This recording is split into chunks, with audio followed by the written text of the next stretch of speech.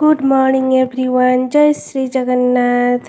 सकाळे सकाळे उठिकी टिके बाहर को बुलिली आउ सूर्य किरण खाइली तापरे गोड़ हाथ धोई तापरे ब्रश करिकी पूरा फ्रेश होइकी योगा पाई चलिली। तापरे मॉर्निंग रे योगा कले देह दिन जाक सारा पूरा फुर्ती रहिबो, अलुसुआ लागिबनी।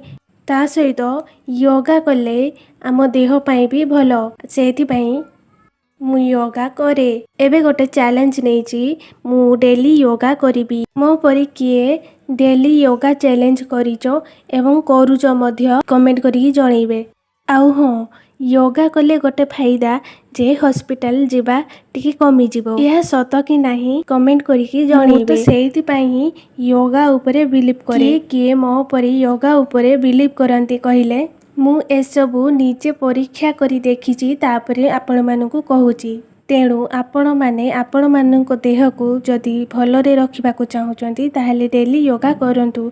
से मॉर्निंग हो कि इवनिंग जेते बेले आपण समय पाइबे सेते बेले योगा करंतु। ठीक इवनिंग बेलकु माने 2टा कि 3टा पाखा पाखी हबो एते जोरे वर्षा पवन हैला कुहंतुनी जेमिति हमकु उड़ी नबो। से जहा भी हो आम देह को टिके शांति मिलिला, ठंडा लागिला। आपरे राति रे पखाଳ सहित डाली खाइकी सही पल्ली। काहाकु मो परिका पखाळ डाली सहित खाइबाकु भल लागे।